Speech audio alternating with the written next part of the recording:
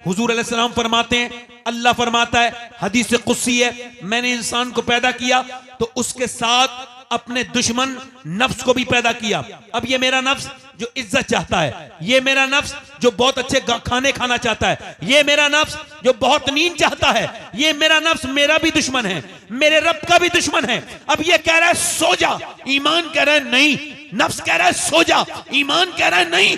ईमान ने लिहाफ फेंक दिया। लिहाफ फेंकने के बाद ईमान ने ठंडे पानी में हाथ डाल दिए और उसके बाद ईमान इसे ले गया मस्जिद तक और ले जाके उसने मियां सजदा करवाया। जैसे इसने अपना सर जमीन में रखा, नाक अपनी रगड़ी जमीन में जाके, वैसे ही फरिश्तों ने ऐलान कर दिया, आज फला बंदा अपने अल्लाह की बारगाह में कामयाब हो गया है, इसने नफ्स पर फतह पा ली।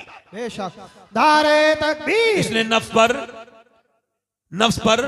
आप ले लो माइक, नफ्स पर फतह पा ली है, नफ्स पर फतह हो गया, फतह पा ली, ये कामयाब हो गया। अब वही लड़का घर से निकला, नमाज पढ़ के निकला, घर आया और उसने आकर के नाश्ता किया। अब वो जा रहा है शहर, अब वो जा रहा है कहीं काम करने। एक लड़की सामने नजर आई, उसके कपड़े बड़े खराब हैं, फिटिंग के कपड़े हैं, बेहुदा, बेगैरत, बेशरम, बेहया लड़की है, कोई मॉडर्न है, उसने अपने जिस्म पे टाइट लिबास पहन रखा है। इस लड़के की एक नजर पड़ी, मगर चूंकि एक नजर माफ है, इसने नजर झुका ली। अब इसका दिल कह रहा है, इसका ईमान, इसका नफ्स कह रहा है देख ले, ईमान कह रहा है ना देख, नफ्स कह रहा है देख ले, बड़ा खूबसूरत नजारा है, स्मार्ट लड़की है, देख ले, एक मर्तबा और देख ले। इसने कहा नहीं देखूंगा। मेरे नबी की हदीस है कि आंखों का भी जिना होता है, आंखों का भी जिना होता है। और ये आंखें जो नौजवान तेरे अंदर हैं, ये जो आंखें, ये जो आप समझते हो आपकी आंखें, नहीं नहीं, ये सब अल्लाह की हैं। ये आंखें कयामत के दिन हमारे खिलाफ गवाही देंगी। जो भी हम करते हैं, अगर इन्होंने कह दिया ऐ अल्लाह तूने दिया तो था माँ बाप का चेहरा देखने के लिए, काबा देखने के लिए, अपने महबूब का मुबारक रोजा देखने के लिए, मगर इसने तो गंदगी देखी। आप क्या समझते हो, आप क्या समझते हो? ये सब कहने सुनने वाली बातें आपके लिए हो सकती हैं, मेरे लिए नहीं है। जैसे सूरज और चांद की रोशनी मुझे उतना यकीन है, ऐसे ही मुझे अपने नबी की बात पर यकीन है। हक है मुझे, जो मेरे नबी ने कह दिया वो होकर रहेगा, इसमें शक करने वाला मुसलमान ही नहीं। मेरे नबी ने फरमाया कि ये मेरे आका फरमाते हैं, जो बदनिगाही करेगा उसकी आंख में आग की सलाखें डालेगा अल्लाह, आग की सलाखें डालेगा। अब आप मुझे बताएं, जरा गौर करें। वो कह लेगा नहीं देखूंगा, नफ्स कह रहा है देख ले, ईमान कह रहा है नहीं देख, ईमान कह रहा है देख लिया तो जिना हो जाएगा।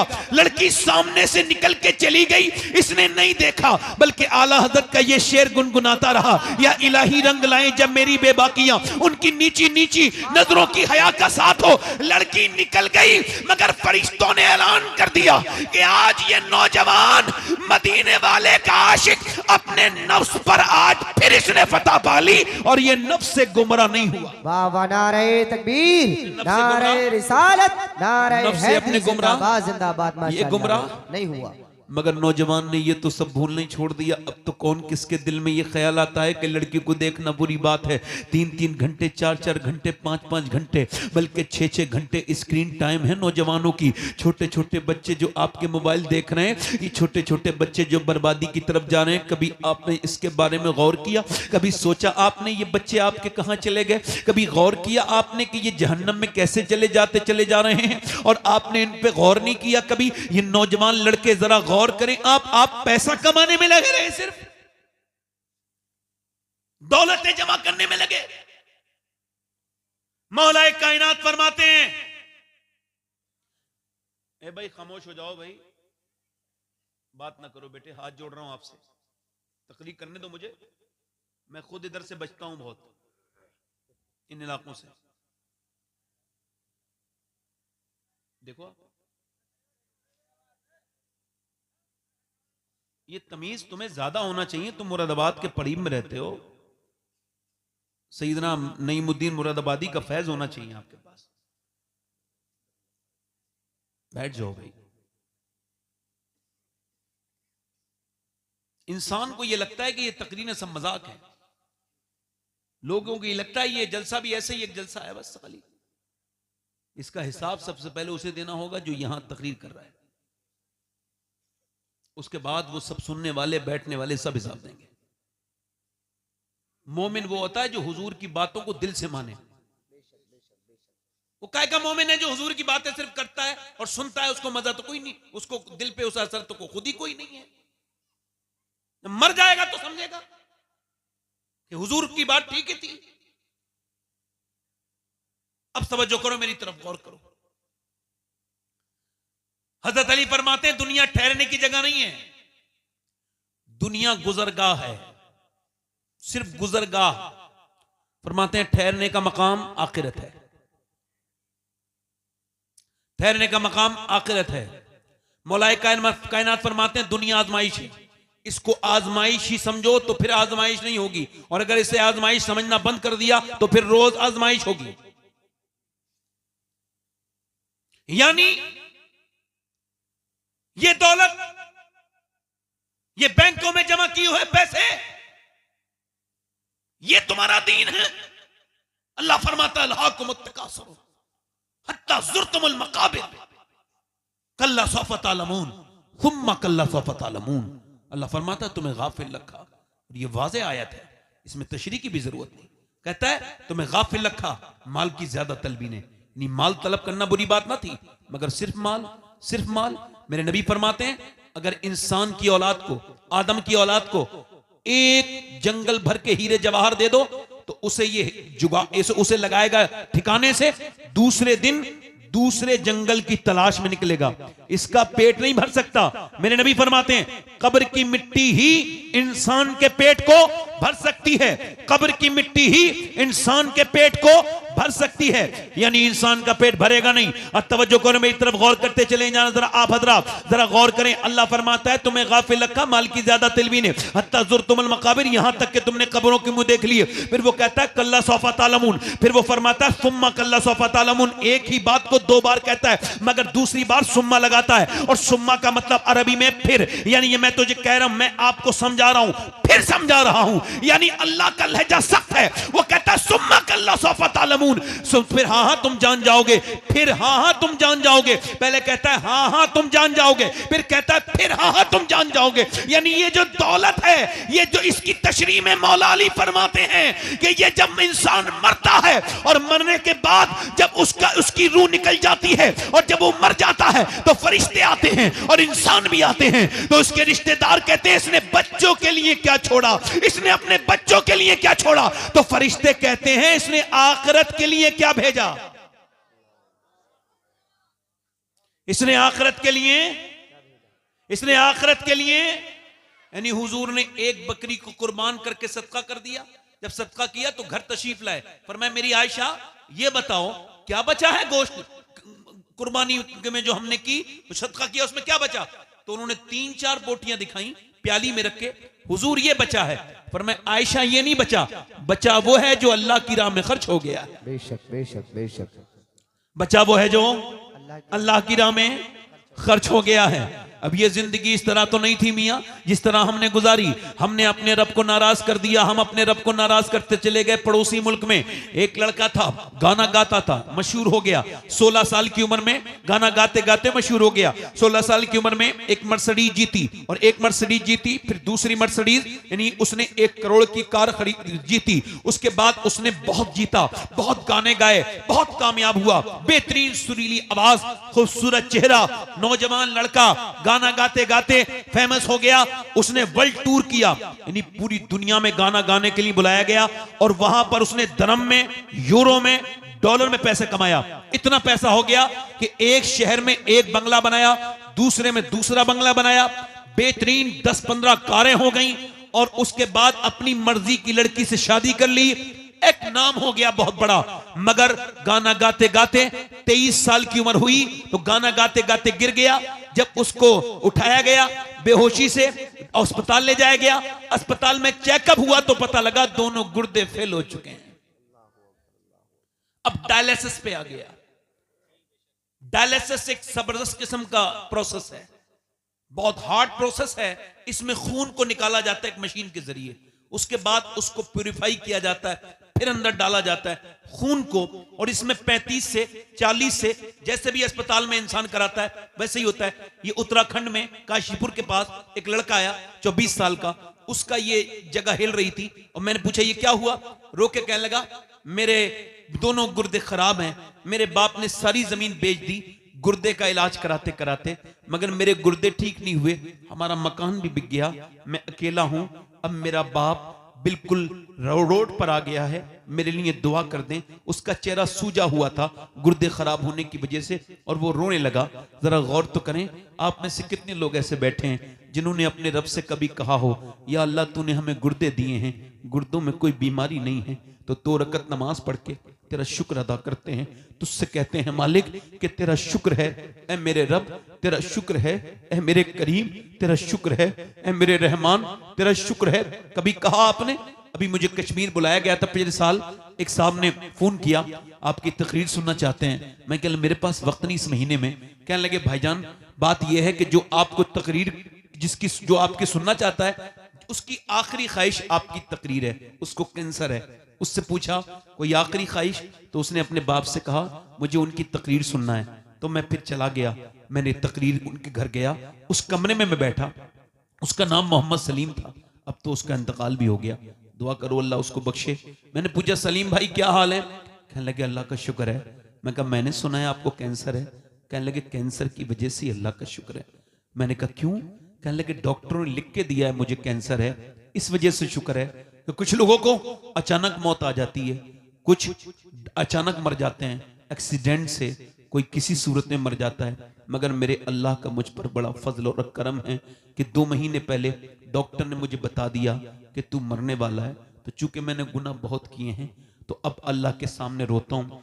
2 महीने के बाद कब्र में जाऊंगा तो मैं तो एक अंधेरे कमरे में नहीं रह सकता, घुटन हो जाएगी, 2 दिन भी नहीं रह सकता।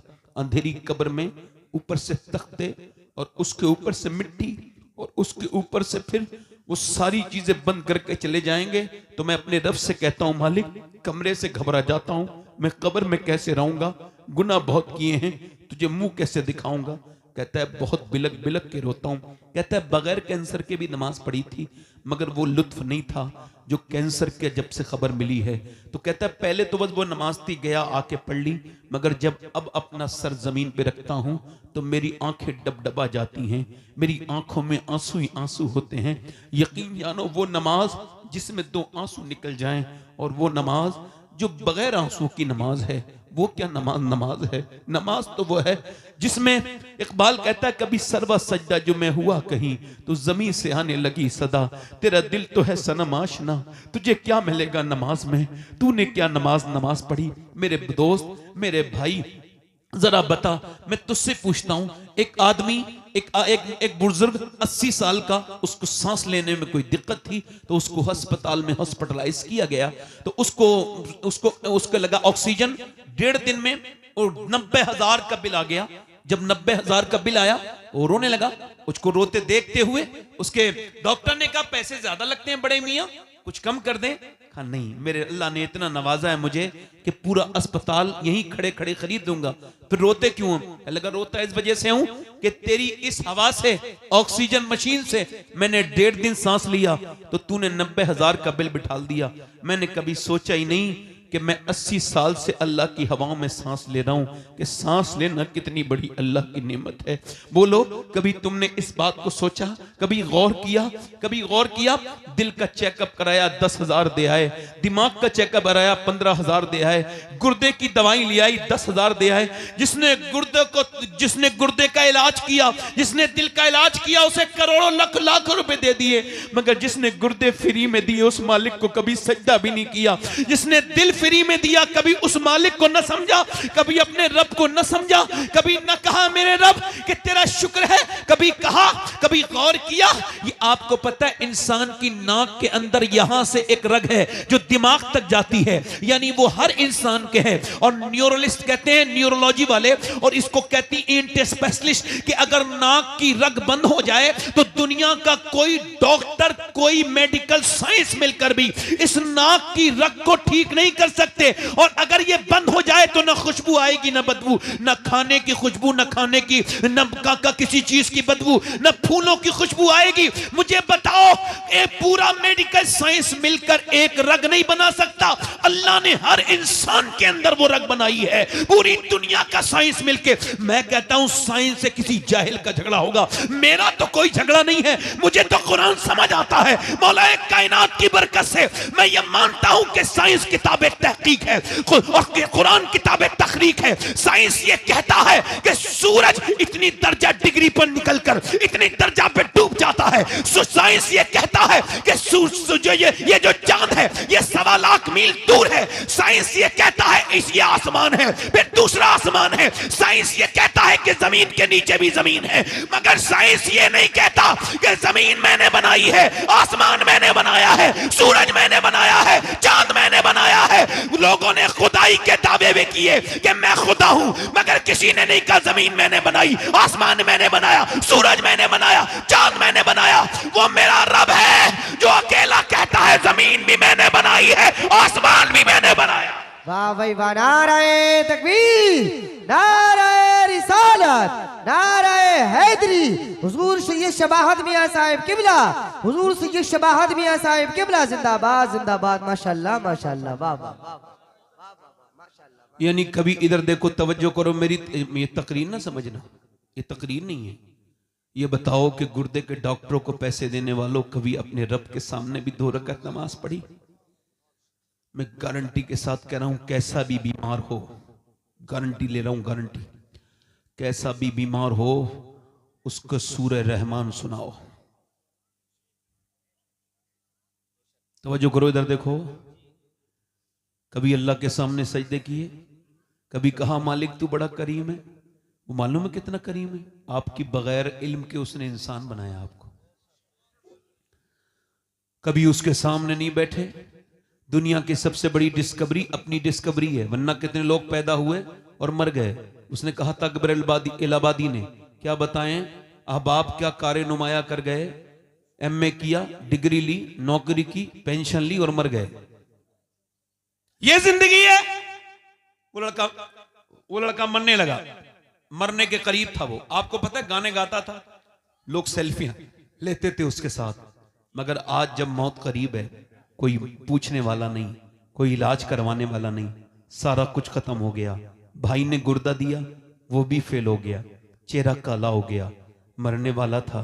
बीबी ने कहा क्यों रोता है? कहने लगा तू मेरी बीबी इतनी फर्माबरदार, मैं मर जाऊंगा तू बेवा हो जाएगी। मेरे 2 छोटे छोटे बच्चे, एक मेरा माजूर बेटा है, उसका एक बच्चा माजूर भी था, यानी लूला लंगड़ा। कहने लगा मेरे बच्चे कैसे गुजारा करेंगे?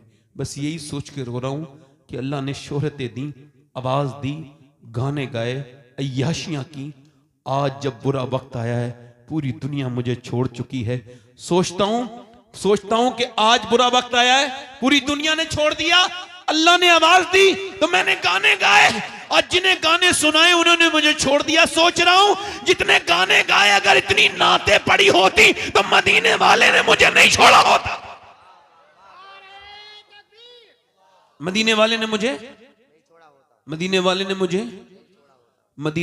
मुझे नहीं छोड़ा होता। मेरे दोस्त कभी बैठ जा, इधर देख, तवज्जो कर मेरी तकरीर को। मेरा भाई आप तकरीर ना समझना, एक मशवरा समझ लेना मौत से पहले का।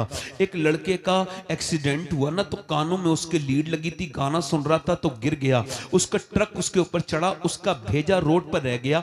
लोगों ने उठा के पन्नी की थैली में उसका भेजा रखा, पूरी नाक वाक सब खत्म हो गई थी, सिर्फ उसका धड़ रह गया था, ट्रक ने कुचल दिया था। होता है ऐसा एक्सीडेंट? नहीं होता है। अब जब हो गया तो उसको देखा कि उसके मोबाइल में वो गाना चल रहा था, जो सुनते सुनते वो मरा है, था भी मुसलमान। अच्छा मुझे बताइए आप कि जो जिस हाल में मरेगा उस हाल में ही उठाया जाएगा। क्या नौजवानों तुमने मरते भी नहीं देखे नौजवान? क्या तुमने तौबा करने का वक्त जाया करना चाहते हो? क्या समझते हो मेरे दोस्तों, अल्लाह ने तुम्हें ये 7-7 घंटे मोबाइल देखने के लिए दिए, यूट्यूब के दिए, इंस्टाग्राम के लिए दिए, चौराहे पे बैठ के बदतमीजियां करने के लिए जिंदगी दी है। एक दूसरे की बुराइयां करने की, गीबत करने के लिए जिंदगी दी है? नहीं नहीं, बरेली से मेरे ताजी शरिया की आवाज आ रही है। जिंदगी ये नहीं है सभी के लिए, जिंदगी है नबी की, नबी के लिए। ना समझ मरते हैं जिंदगी के लिए, जीना मरना है सब कुछ नबी के लिए।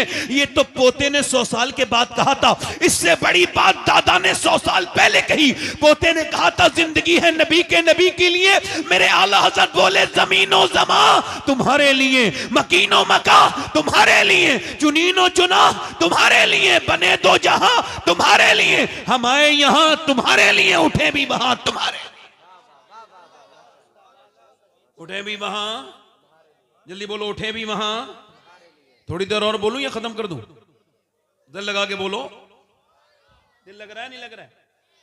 हाँ, मैं थोड़ा डर रहा हूं भाई आप लोगों से। आपका वक्त, खामोश हो जाओ, बड़ा मसला है, तवज्जो करें। आजकल ये गिराफ बड़ा बढ़ रहा है कि मां बाप की नाफरमानी है ना, बढ़ रहा है ना। हुजूर से पूछा गया कयामत कब आएगी? कयामत? तो हुजूर ने फरमाया अल्लाह को पता है। फिर पूछने वाले ने पूछा हुजूर कयामत कब आएगी? उसको पता था, हुजूर को पता है। कहा हुजूर कयामत कब आएगी? मेरे हुजूर ने फरमाया अल्लाह के इल्म में। अर्ज़ किया रसूलल्लाह कयामत की अलामत क्या है? कयामत कब आएगी? फरमाया जब लोग अपने माँ बाप की बेइज्जती करना शुरू कर देंगे, कयामत आ जाएगी।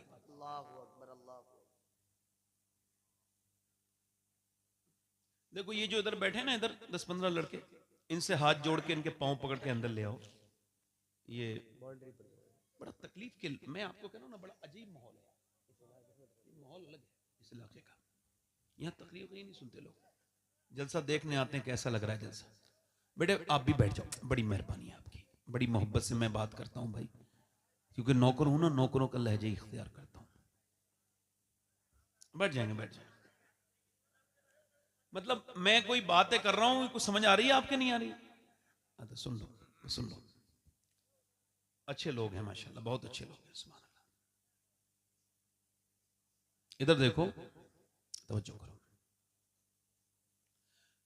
क्या कहा हुजूर ने जब मां बाप की बेइज्जती करने लगे बच्चे तो कयामत?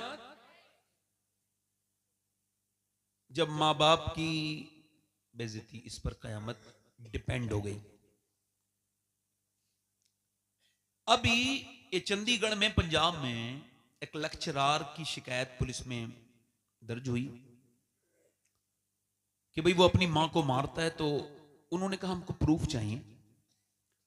तो उन्होंने एक खुफिया कैमरा लगाया, तो उसमें उन्होंने एक रिकॉर्डिंग की कि वो 80 साल की अपनी मां को लेक्चरार थप्पड़ मार रहा है,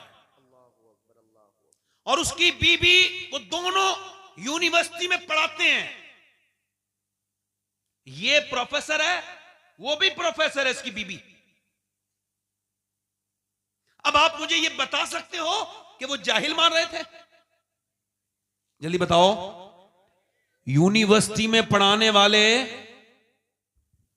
मार रहे थे तो वो जाहिल है क्या? मास्टर, प्रोफेसर मार रहा है, उसकी बीबी भी प्रोफेसर है, वो भी एमए एमकॉम है, ये भी एमए एमकॉम है। इसका मतलब क्या है? मतलब यह है दुनिया की जितनी भी यूनिवर्सिटियां हैं वो बायोलॉजी, केमिस्ट तो पढ़ाती हैं, मगर एक ही दुनिया की यूनिवर्सिटी है जो माँ बाप का एहतराम पढ़ाती है, वो सिर्फ मेरे मदीने वाले का दीन है। ये तो दावा है, दलील सुन लो। ये क्या है? दावा, दलील सुनो। अब दलील सुनो। आज तक कोई हाफिज कारी मौलाना तुमने माँ बाप का नाफरमान नहीं देखा होगा। बोलो सही है, ये गलत है? कोई एक आध जलील हो तो उसका जिक्र ना करो। अक्सरियत जो है ना, ज्यादातर लोग कैसे हैं जो अपने माँ बाप के फरमाबरदार हैं। उसकी वजह इमाम गजाली लिखते हैं, आप भी गांव के रहने वाले हैं, मैं भी जनरेटर शरीफ गांव ही है, गांव के ही रहने वाला हूं। बकरी जब पैदा होती है, बकरी का बच्चा पैदा होता है, और जब वो अपनी मां को देखता है पहचान लेता है। पहचानता है कि नहीं पहचानता है? भैंस का बच्चा, बोलो पहचानता है नहीं? गाय का बच्चा, इंसान अशरफुल मखलूकात है, नहीं पहचानता। नहीं पहचानता क्यों? इसमें भी अल्लाह की रहमत है। कि ये जैसा देखेगा वैसे ही करेगा, यानी जैसा माँ के अंदर देखेगा वैसे ही करेगा। इसका मतलब ये है, आप जरा तवज्जो करें, जब बच्चा आपका थोड़ा सा बड़ा हो जाए, इमाम गजाली कहते हैं जब 1-1.5 साल का हो जाए तो बाप को चाहिए अपने बच्चे को गोद में ले, और गोद में लेने के बाद उसको ये कहे अल्लाह अल्लाह अल्लाह अल्लाह अल्लाह अल्लाह अल्लाह अल्लाह अल्लाह अल्लाह अल्लाह। अब आप कह रहे हो अल्लाह अल्लाह, बच्चा ये रिस्पॉन्स करता है, जवाब देता है अब्बा अब्बा अब्बा अब्बा। बात देख लेना, कभी वो कहेगा ही नहीं अल्लाह, वो कहेगा अब्बा। अब आप कह रहे हो अल्लाह अल्लाह अल्लाह, वो कह रहे अब्बा। इमाम गजाली कहते हैं वो कहता नहीं है बच्चा, उससे अल्लाह कहलवाता है, देख इंसान, तूने इसे मेरा नाम सिखाया था, मैंने इसे तेरा नाम सिखा दिया है।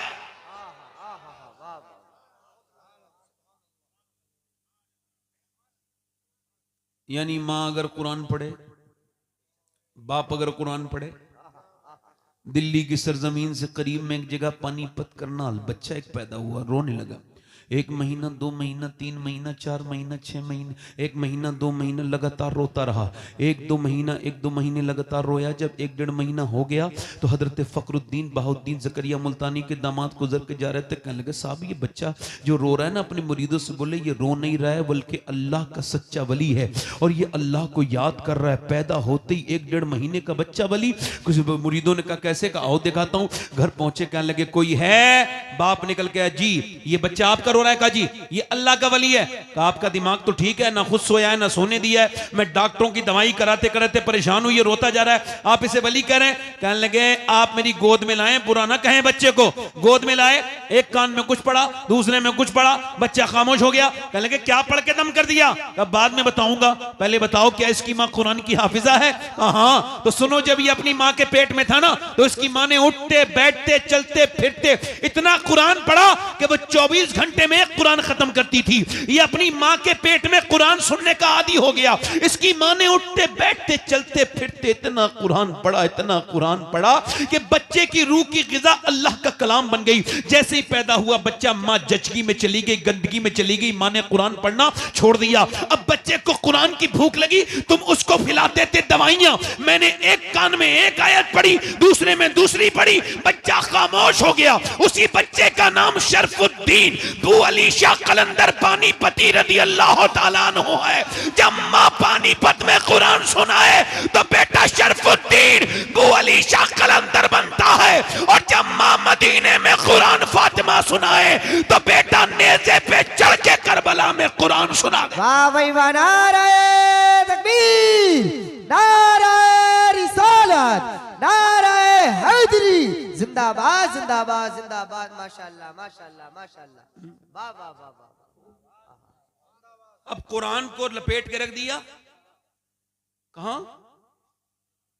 अलमारी में। उसके ऊपर धूल चढ़ गई उसके अंदर, और वो जो मियां ने ताबीज दिया था वो उस पे कई बार मोमजामा हुआ है, उस पे कई बार खुशबू लगी है। वो जो मनहूस किस्म का मियां बैठा है सामने, वो औरत उसके सामने गई है, वो कह रही कोई फाल वाल खोलो, मेरा काम नहीं चल रहा। सामने बेहया बेशरम बे औरत बेपर्दा बैठी है और ये फाल खोल रहा है। उससे कहा नहीं तू क्यों मेरे सामने बेपर्दा बैठी है, तू ही सबसे बड़ी लानत है अपने घर के लिए।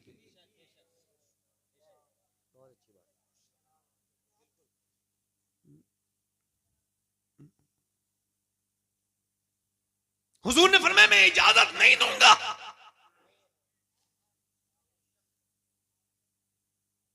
कि अगर इमरान की बेटी मरियम हो और साथ में रहने वाला याह्या के बेटा जकरिया हो, मैं इजाजत नहीं दूंगा। सुन लो।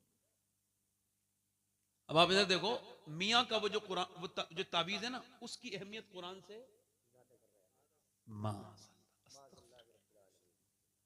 तौबा तौबा। मेरी बहनों मेरी बेटियों, तुमको पता है जब तुम कुरान पढ़ती हो तो आसमान से फरिश्ते उतरने लगते हैं। तुमको पता है मेरी बेटियों मेरी बहनों, ये मियां वियां के चक्कर में क्या पड़ गई? अपने नबी को छोड़ दिया तुमने। ये सब ठेकेदार हैं क्या कोई? क्या मुझे अपने रब के लिए किसी मियां की जरूरत है?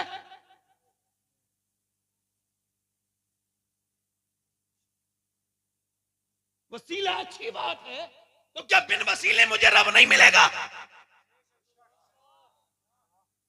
और वसीला मेरे लिए आमना का लाल है, वो दुनिया में भी वसीला है, आखिरत में भी वसीला है।